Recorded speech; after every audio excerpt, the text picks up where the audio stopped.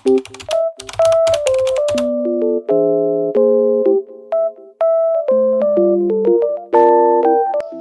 day everyone, my name is Cyril Arrogante and now I am going to show you the similarities and differences of the two native Filipinos with their different religions, their moral values, beliefs, and their ethical practices.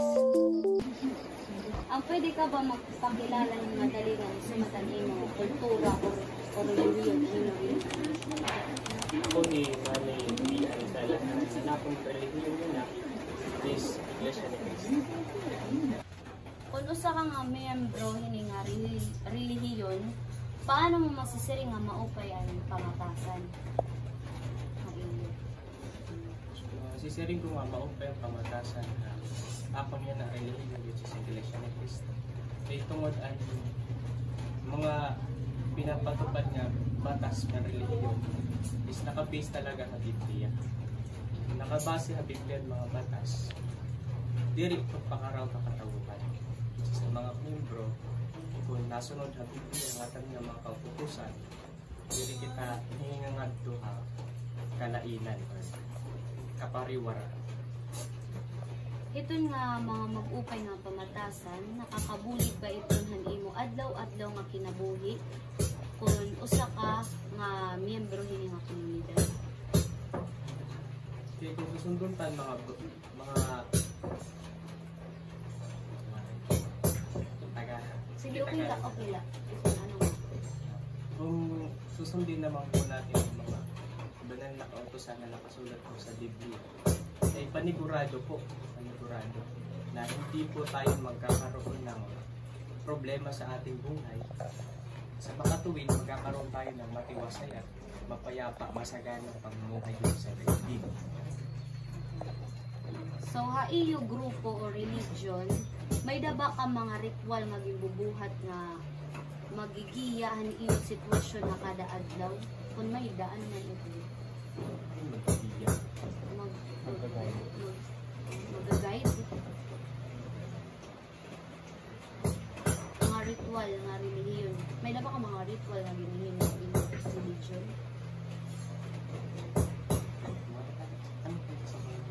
Like, an iba kasi, an ira, haakon kasi na usa nga gin-interview, an ira ritual nga ginihin, nag-worship, pero saka dito. Oo. Ang pagsamba po. Kaya pagsamba po ni Iglesia ni Cristo.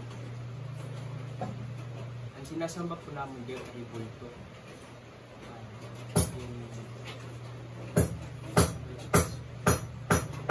Anong po pinaka-Diyos is an ama. Waray po hiyahin laman ng buto. Sa makatuwid siya po ay isang Hayo religion, paano niyo masisiring nga mali o tama ang gibubuhat? Pwede ka ba maghatag din isang example?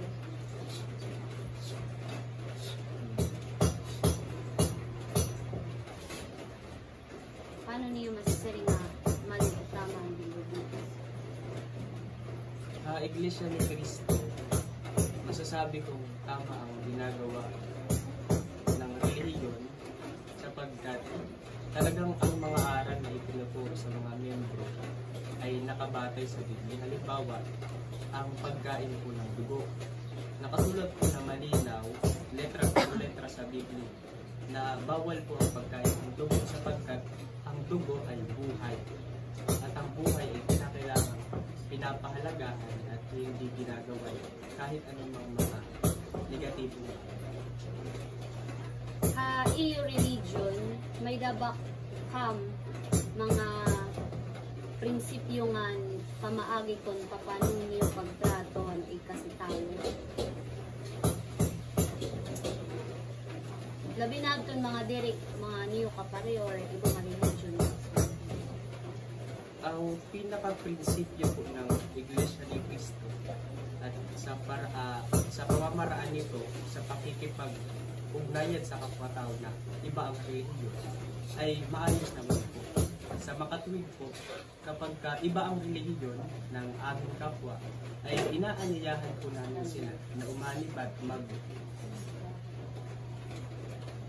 mag-obserba sa kung ano ang paniniwala, kung ano ang mga batas na ipinapatupad dito na nakabubuti sa mga umaanib sa loob ng Diyos.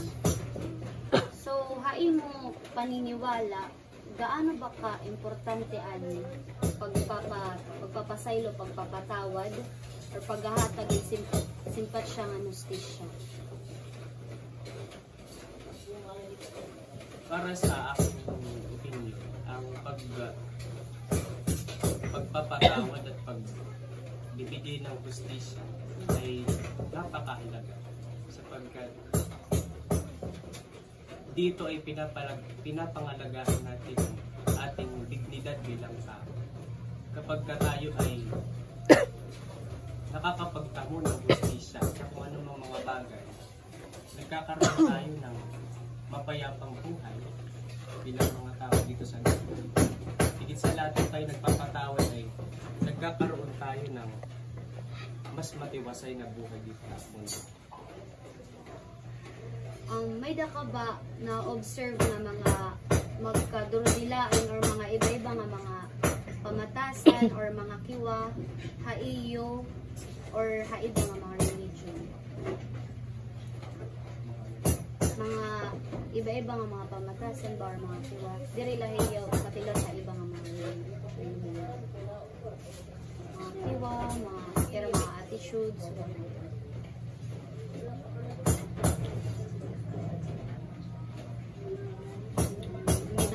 observe pa. Haiyo or haiba nga religion.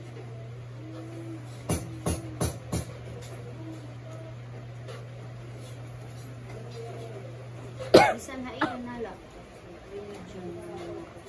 Iwan yung attitude. So, sa Iglesia ni Cristo po, makikita po sa mga membro agresibo. Makikita po mga membro na talaga disidido po nila, consistent po ang mga pagsamba. May usap po nga week, may na po kami pagsamba, which is 2 beses. So, Webes nga, Linggo.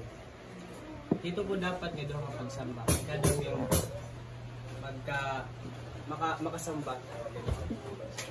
Kung obserbahan tayo mga religion, medaleras, Linggo, pagsamba, Jesus. Kung kikita naman ng mga records sa pinakadamo ng mga masigasig talaga na nananampalataya. Nakikita ka nga, usaan, Iglesia ni Cristo, ang mga list na nakad, ang mga member talaga, bungod at kera, itutuunan na religion. Kaiba nga religion, may ka ba na-observe na mga nagkaka-pare-pareho nga pamatasan or pamilya? So sa aking obserbasyon, wala naman akong napapansin na pagkakapareho ng mga paniniwala ng Iglesia ni Cristo sa aking kasalukuyang relihiyon at sa iba pang mga pangkatang relihiyon. Sapagkat sa amin pong relihiyon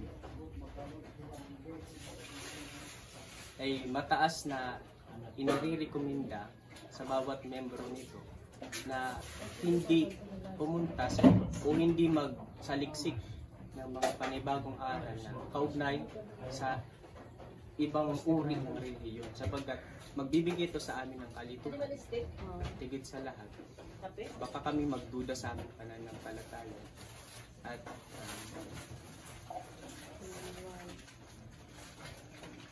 Sige. Paano ginsulbaran ng iyo relihiyon andiri pagka gurugian siya iba pa nga mga religion? Sige. Paano mo ginsolusyonan nga iyo religion andiri pag gurugian siya iba pa nga religion?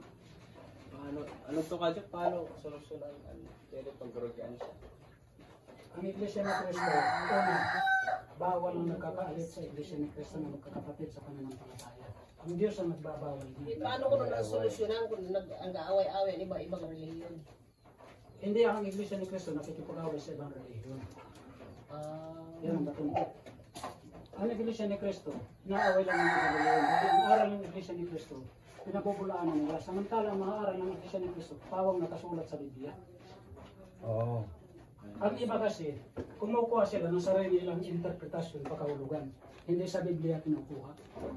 Ang pananampalataya, dapat sa Biblia. Dapat sa Biblia kinukuha. Hindi ka dapat nakabase sa Biblia sa nakasulat. Litra por litra. Oo. Imo kasabot nagbag-uban imo pagtuo tungod ha mga problema nga umagi ha imo life. Nagpag-uba or Pagkuba ang pagtuo. oo. Malaro lang na niya pagtuo. May natamnan naman. Pagtuo na ako relihiyon. Nagbago. Tungod yan mga problema nga umabot ha imo life. Nagbag-uban imo pagtuo or still masumalaron baan imo pagtuo da iya kay. Well, Itinuturo sa aming relihiyon na kapag ka dumaraan sa mga problema at mga pagsubok sa buhay, ay kinakailangang mas tatagan pa sa paglilingkod. Kung kaya't kapag mayroon akong mga nararanasang mga problema sa buhay na ito, ay mas lalo po akong nagpupursige na sumamba at pagtagin ang aking pananampalataya. Paano mo mababalansan iyo pagtuo kaya na nga bag-o nga henerasyon? Kung ang henerasyon ngayon kung ngayon ay may makabagong henerasyon na tinatawag, malaki ang pagbabago ng buhay noon at saka buhay po ngayon. Ngunit sa larangan po ng pananampalataya at sa larangan po ng mga nakasulat sa Biblia ay wala pong nangyayaring pagbabago. Kung gayon, ang pananampalataya ng mga kaanib sa loob ng Iglesia ni Cristo ay nananatili magpanoon at magpasa hanggang ngayon. Sige. Hay mo kalugaringon nga opinion, may da ba mga mag-upay nga pamatasan o pangiwaha iyo relihiyon nga angay ipaambit ha kadaman or i-share ha kadaman? Oo, ano pa, taos-pusong pananampalataya. Ito na ang i-share. Sa sarili mo yan. Iba, kadamaan kayo, di ba? Hindi. Bumabalang kasi sa sarili mo. So, Sunod. sa aking opinion na Yun ang sunod. para sa akin, kinakailangan malaman ng lahat ng tao ay patuloy na magsaliksik sa mga utos ng Panginoong Diyos. Higit sa lahat, inanyayahan kong bawat isa na magsaliksik po sa loob ng Iglesia ni Cristo sapagkat ang mga itinuturo dito ay talagang ayon sa Biblia at walang kontradiksyon at talagang malinaw at hindi lumalabag sa mga utos na talagang ipinatupad ng ating Panginoong Diyos. So natuod ka ba nga may mga mag-upay nga pamatasan nga pangiwa nga angay mahibaruan nga tanan? Biskan nga mga iba-iba nga mga relihiyon or kultura. Matuod ka ba nga may mga mag-upay nga pamatasan nga pangiwa nga angay mahibaruan nga tanan? So, kailangan malaman ng lahat na ang tamang pagkakilala sa ating Panginoong Jesucristo, siya ay tao, hindi Diyos. Maraming mga relihiyon na naniniwala na ang ating Panginoong Jesucristo ay Diyos na tunay. Ang iba pa, ang Panginoong Jesucristo daw ay taong tunay at Diyos na tunay. Sa loob ng Iglesia, matibay ang paniniwala na ang ating Panginoong Jesucristo ay tao na ginawang Panginoon ng ating Panginoong Diyos. May da ka pa ba angay pahibaro? Mahitungod din nga iyo gintutuuhan ha iyo relihiyon nga hay mo pagsabot makakaupay ini. Ipay-baro. May Oo, dahil may nangani kita makuha. may da ka ba angay pahibaro mahitungod din nga iyo Hayaan mo sila gintutuuhan lahat. ha iyo relihiyon. Ganun yan. So, ang gusto kong ipaalam Ipaalam sa mga tao. ang gusto kong ipaalam sa lahat ng tao, magsiyasat kayo sa loob ng Iglesia ni Cristo, magsuri. Yan lang. Hindi naman kasi ibig sabihin na nanyayahan ng mga tao na iglesia na sila. Sila naman ang magpapasya sa sarili niya. Ganun lang kasi po yun. Ang iglesia ng Cristo nag-aanyaya, pero hindi sa pamamagitan, napipilitan kayo. Anyayahan kayo tungkulin yun. Thank you. Good afternoon. Good afternoon. Pwede ko ba mabaruan ang imong ngaran ng kung anon imo religion? I am Georgia Galvan and I am from 14 de Agosto and my religion is Mormons. Okay. I have a 15 questions about your religion. So the first one is, pwede mo iniya batonon in Waray, Tagalog, or English. So an ako nagpapakiana imo is igwawaray ko na para madali lang pagbaton. So ang una is, kung usa ka nga miyembro hini nga iyo grupo o relihiyon, paano mo masisiring nga maupayan pamatasan?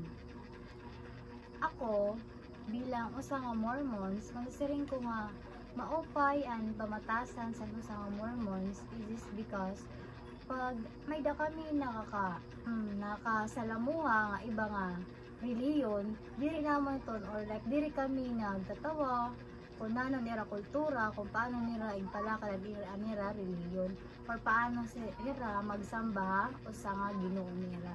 Ito. Okay. Adi pa.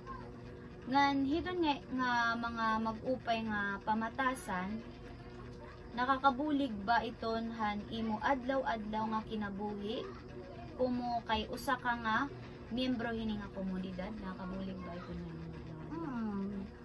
San pagsulod ko an bilang usa nga Mormons, nakasiring nga dako an iyan na nabulig akon pagkatawo, like na shape niya anakon pagkatawo ngan tungod din nga reliyon mas napahara niya kaginoongan, mas naging makisangkayon naging maupaya ka iba nga tawo. Han iyo grupo relihiyon, may da ka or may da ba ka mga ritual nga ginhimo, magigiyan iyo sitwasyon na kada adlaw? Kung may da, ano man ini? Pag Saturday like or Sunday, labi ng Sunday, may da kami mga like mga okasyon, like alam mo kasi pag samba Ginoo is paagi na mo na pagkanta, Worship. yes, pag worship sa amon Ginoo. So wa iyo relihiyon o komunidad, paano niyo nasisiring nga mali o tama ang ginbubuhat? Pwede ka ba maghatag hin usa nga panangutan or usa nga halimbawa sa ganito? Kay among relihiyon, Mormons, kuan pag usa ka nga miyembro, mali mo ginimo pag bawal kasi amon mag-inom, bawal mag-inom maamon nin alak. Tapos bawal na tamon magkape. Tapos ano pa ba? Pag magsimba ka, dapat halaba. Asaya. Ani mo sulot, tes diri ko taga ni sulot. Tapos ito, Inshallah. So iyo relihiyon or komunidad, may daba ka mga prinsipyo nga pamaagi kon papaano niyo pagtratuan kasi tawo labi na good adton diri niyo kapareho o gawa sa iyo religion o komunidad, mga iba bang religion, paano ba niyo pagtreat ira? Pareha sa niya kang ko kanina nga kuan like may da kami nga nina kasalamuha nga iba nga diri same ang religion, like nakikisama kami, nakikibagay kami. Ito nga way like ang pagbulig, di ba? Bisan diri na mong ka religion, pagatag pagkaon, like ato mga pulubi, like pag kuanin feeding sa dito, may damang kami mga activity nga mga Program. mga program nila. Imo pagtuo, ano ba or gaano ba kaimportante ang pagpapasaylo, paghahatag simpatsya nga hustisya? ay mo pagtuo. Para ako kuan ang pagpasaylo kay hamon reliyong gintutudlo nga dapat ikaw nga tawo dapat maaram ka magpasaylo imo kasi tawo kay kun na may dami itong sala or napasakitan ka kay bisan ang Ginoo naton kaya magpasaylo gipasaylo kita bisan na naton mga sala is mabugat kanda ako na dugo. May da ka ba na obserbahan nga magkadurdilain nga pamatasan o mga kiwa haiyo o haiba nga mga relihiyon o grupo? Mga naobserba nga mga kuan magkadurdilain nga pamatasan o mga kiwa. Oo, kay masiring ko lang diri big sabihin nga Mormons ka dapat same kam kuan attitude, same kam behavior. Kay natuod ako nga each one of us is diverse in a way of communicating, socializing, bisan same kam religion. Depende ton kung paano sira din kuan nga to sa ira panimalay. May da ka ba liwat na obserbaran nga nagkakapuro pareho nga mga pamatasan ng pangiwa iyo nga naibang relihiyon? Oo, may ada. Parehas sila Katolik. Bagang diri man siya harayo. Ito nga pamatasan nga pag may bisita, dapat may entertainon, pag may nga bulig, ito labi na pagbabayanihan pag kakaurusa sugad. Bagang same kuan diya. May da ka pa ginagian nga mga sitwasyon nga kundiin gintistinganhan ibang nga tawo or relihiyon ani mo pagtuo, paano mo ito nasulbaran? Oo, high school ako sa Santo pag like kuan man di ba nag-high school ako sa St. Michael, di ba kuan Catholic man.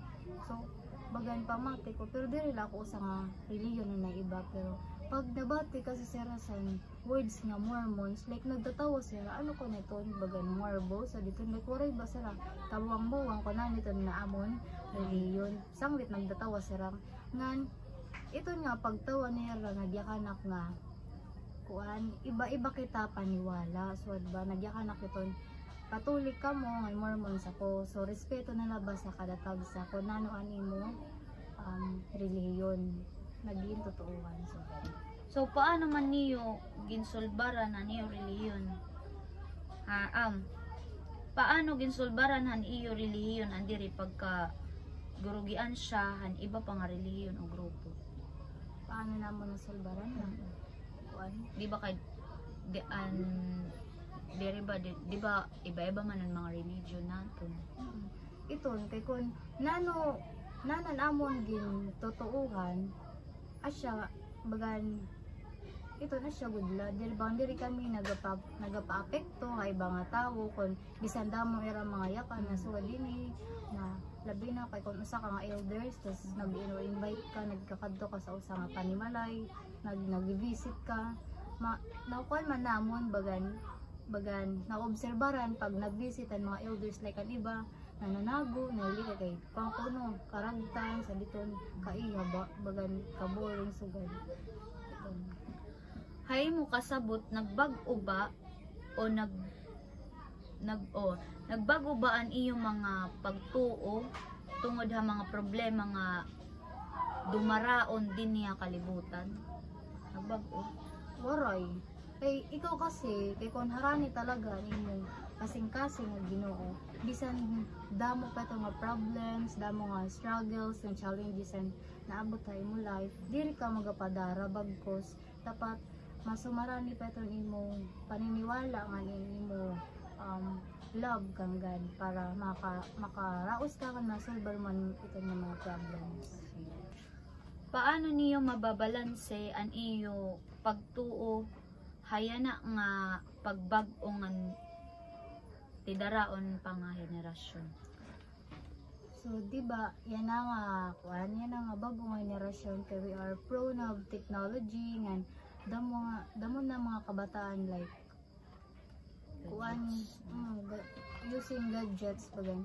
Ito para amon is pag nila pag always visit panimala yan amon kasi reliyon. Like kay kung nino ang gusto umungay or magpakuan amon umapi or tumuo damon reliyon, always sira welcome. So we're making a always an open door to our religion to welcome everyone. So hai mo kalugaringon nga opinion, may da ba mga mag-upay nga pamatasan upang iwaha iyo religion nga angay ipambit ha kadaman?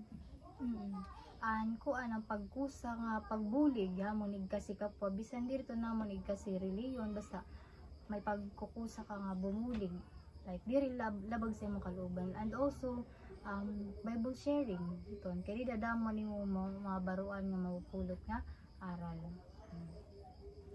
Natuod ka ba nga may da mga mag-upay nga pamatasan ngan pangiwa nga angay mahibaruan nga tanan biskan kon magkadordilain nga relihiyon o kultura? Kay haamon kasi reliyon anamon maupay nga kukuan lang ato iba nga reliyon is an pagrespeto. Iton kasi nga word dida makukuan mo like magkakamaydaan pagkaurusa bisan diri kam kasi reliyon. Pagrespeto na laha kada tagsa. So may da ka pa ba angay ipahibaro mahitungod iyo mga gintutuuran ha iyo relihiyon nga haimo pagsabot makakaupay ini diri lahay kasi tawo kundi habugos nga kalibutan? May da ka pa ba angay ipahibaro?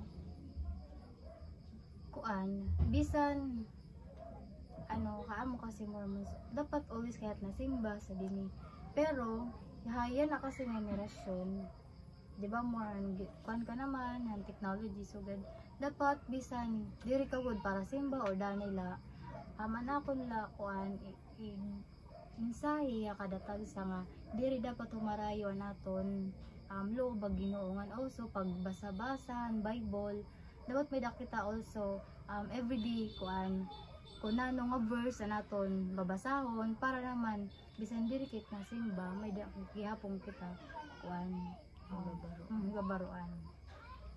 So asyalad to, thank you so much for your cooperation. Thank you Liwatsan imo pag-interview.